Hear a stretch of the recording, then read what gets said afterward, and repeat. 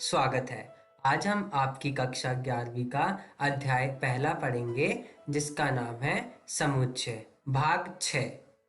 आज हम इस वीडियो में पढ़ेंगे समुच्चय पर संक्रियाएं और समुच्चय का पूरक। ये देखते हैं समुच्चय पर संक्रियाओं में हम क्या पढ़ेंगे। समुच्चयों का सम्मिलन, समुच्चयों का सर्वनिष्ठ और साथ ही साथ सम्मिलन और सर्वनिष्ठ की संक्रियाओं के कुछ गुणधर्म। आइए जानते हैं समुच्चयों का सम्मिलन किसे कहते हैं। सम्मिलन वह समुच्चय है जिसमें A के सभी अवयवों के साथ B के सभी अवयव हों तथा उभयनिष्ठ अवयवों को केवल एक बार लिया गया हो। U का प्रयोग सम्मिलन को निरूपित करने के लिए किया जाता है। मतलब हमारे पास एक समुच्चय है A और एक समुच्चय है B। उन दोनों के अवयवों को एक साथ लिखने पर वो हमें समुच्चयों के सम्मिलन को दर्शाते हैं तथा उभयनिष्ठ अवयवों को केवल एक बार लिया गया हो। समुच्चयों का सम्मिलन करते समय जो उभयनिष्ठ अवयव हैं, उभयनिष्ठ अवयव का मतलब जो अवयव दो बार लिखे गए हैं, जो अवयव समुच्चय A में भी है और जो अवयव समुच्चय B में भी है, उन दोनों अवयवों को खाली एक बार लिया गया हो उसे हम उभयनिष्ठ अवयव कहते हैं। और हम लोग सम्मिलन को निरूपित करने के लिए इस साइन का प्रयोग करते हैं। ओके दोस्तों, आइए उदाहरण के माध्यम से जानते हैं। माना हमारे पास एक समुच्चय है A 2 4 6 8 और एक समुच्चय है B 6 8 10 12। हमें ये बताना है कि क्या A B का सम्मिलन है। हमने A के और B के समुच्चयों के अवयवों को एक साथ लिखा और हमें क्या ज्ञात हुआ, समुच्चयों का सम्मिलन, जो क्या थे 2 4 6 8 10 और 12। जब हमने A समुच्चय के अवयव को देखा उसके अंदर 6 और 8 था और B समुच्चय के अंदर देखा उसमें भी 6 और 8 था। तो ये हमारे कौन से अवयव हो गए, उभयनिष्ठ अवयव। हमें क्या करना था, उभयनिष्ठ अवयवों को खाली एक बार लिखना था। ओके दोस्तों, समुच्चयों का सम्मिलन समझ गए आप।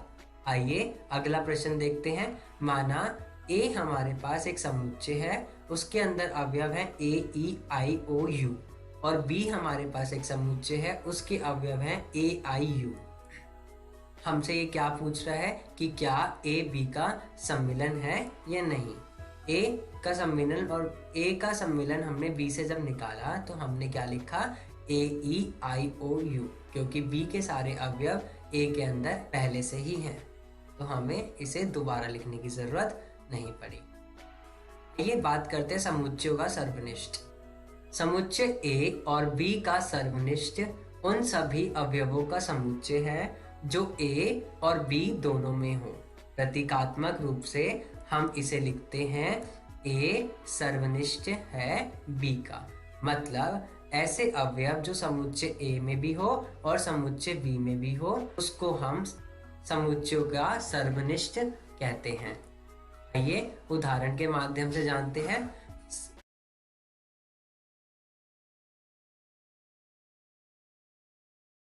माना हमारे पास एक A समुच्चय है, उसके अंदर अवयव है A E I O U और एक समुच्चय है B, उसके अंदर अवयव है A I U। हमें ये देखना है दोनों समुच्चयों में कि ऐसे कौन से अवयव हैं जो दोनों में हैं। A है दोनों में, यस, I भी दोनों में है और U भी दोनों में है, तो हमारा A का सर्वनिष्ठ B क्या होगा, A I U। ओके दोस्तों, आइए सम्मिलन की संक्रियाओं के कुछ गुणधर्म की बात करते हैं। पहला, A सम्मिलन अगर B से है तो B सम्मिलन A के बराबर होगा। इसको हम क्रम विनिमय नियम के द्वारा जानते हैं। दूसरा, A का सम्मिलन B से है और A B के सम्मिलन के साथ अगर हम C का सम्मिलन कर दें तो वो बराबर होगा B और C के सम्मिलन के साथ, और उसका सम्मिलन अगर हम A से कर दें तो वो उन दोनों के बराबर होगा। तो ये हमारा कौन सा नियम है, साचर्य नियम। तीसरा, अगर A का सम्मिलन हम रिक्त समुच्चय से करें तो हमें क्या ज्ञात होगा, A समुच्चय। इसे हम कहते हैं तत्समक नियम। अगर हम A का सम्मिलन A के साथ करें तो हमें क्या ज्ञात होगा, A समुच्चय। हम इसको कहते हैं वर्ग सम नियम। लास्ट, अगर हम सार्वत्रिक समुच्चय का सम्मिलन करें ए के साथ तो हमें क्या ज्ञात होगा? सार्वत्रिक समुच्चय। इसको कहते हैं हम लोग यू का नियम। सर्वनिष्ठ की संक्रिया के कुछ गुणधर्म। ए सर्वनिष्ठ बी किसके बराबर होगा? बी सर्वनिष्ठ ए के बराबर होगा। इसको हम कहते हैं क्रम विनिमय नियम। ए सर्वनिष्ठ बी और इन दोनों के सर्वनिष्ठ के साथ अगर हम सी का सर्वनिष्ठ कर दें तो वो बराबर होगा बी सर्वनिष्ठ सी के। और अगर बी सर्वनिष्ठ सी के साथ अगर हम ए का सर्वनिष्ठ कर दें तो हमारा वो दोनों बराबर होंगे। उसे हम कहते हैं साचार्य नियम। हम रिक्त समुच्चय का सर्वनिष्ठ ए के साथ कर दें तो हमें क्या ज्ञात होगा? रिक्त समुच्चय। अगर हम ए का सर्वनिष्ठ ए के साथ करें तो हमें क्या ज्ञात होगा? ए समुच्चय। इसे हम कहते हैं वर्ग सम नियम। अब आइए हम लोग कुछ नियम को आरेख के द्वारा समझते हैं। आइए अब बात करते हैं क्रम विनिमय नियम की। क्रम विनिमय नियम क्या होता है? अगर हमें ए सम्मिलन बी और बी सम्मिलन ए दोनों को बराबर दर्शाना है तो हम कैसे दिखाएंगे? पहले हम ए सम्मिलन बी को दर्शाएंगे। हमारे पास एक ए समुच्चय है और एक बी समुच्चय है, दोनों का सम्मिलन कर दिया।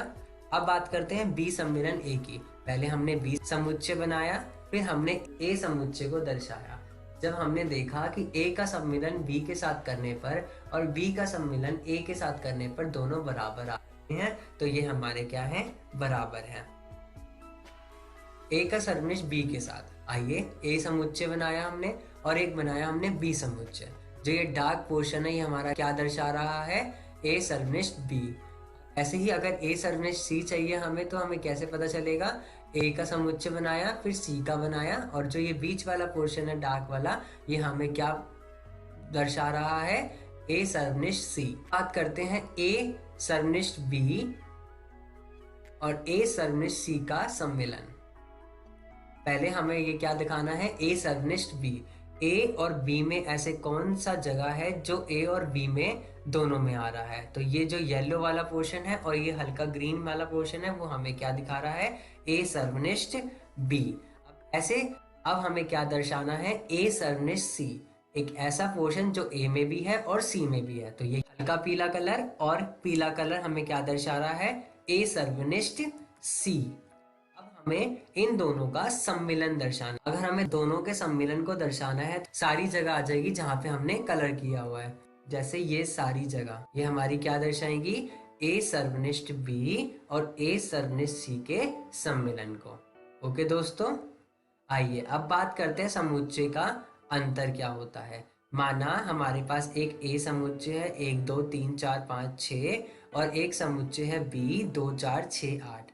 हमें ज्ञात करना है क्या a माइनस बी क्या होगा?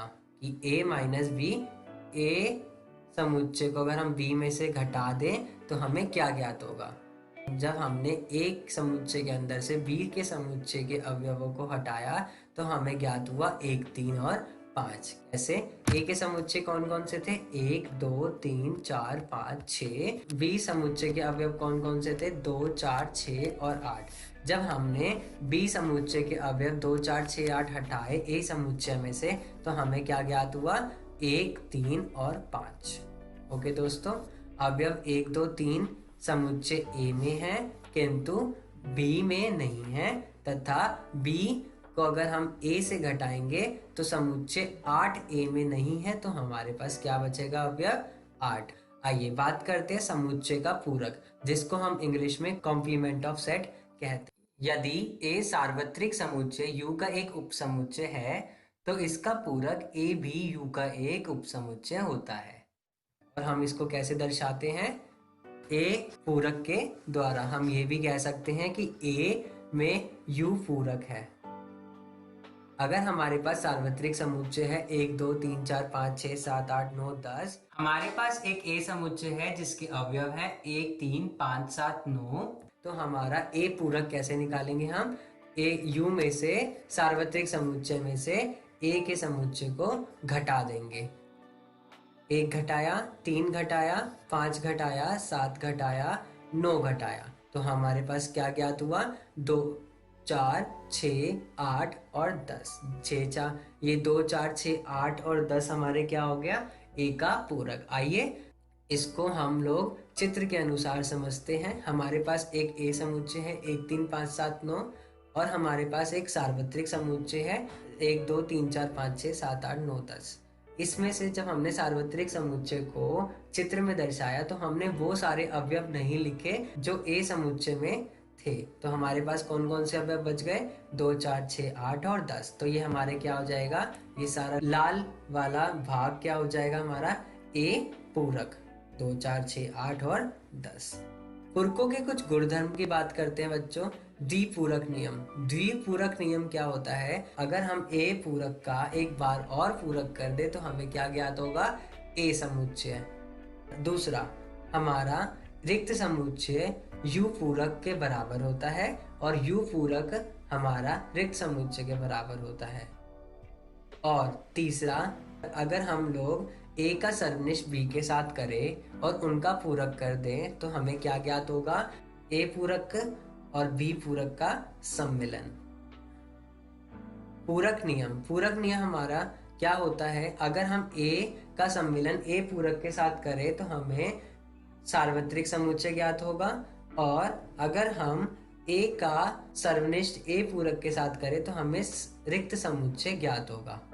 डी मॉर्गन्स नियम क्या कहता है, ये कहता है कि अगर हम ए का सम्मिलन बी उन दोनों का पूरक बराबर होगा हमारे ए के पूरक के बराबर और सर्वनिष्ठ बी पूरक के बराबर। दूसरा, ए सर्वनिष्ठ बी का अगर हम पूरक करते हैं तो हमें ए पूरक सम्मिलन बी पूरक ज्ञात होगा। आज हमने इस वीडियो में क्या सीखा दोस्तों, समुच्चय का सम्मिलन, समुच्चय का सर्वनिष्ठ, सम्मिलन और सर्वनिष्ठ की संक्रियाओं के कुछ गुणधर्म, समुच्चय का पूरक और पूरकों के कुछ गुणधर्म। अगर आपको और विस्तार से जानना है तो आप अपनी एनसीईआरटी की कक्षा 11वीं की बुक का भी प्रयोग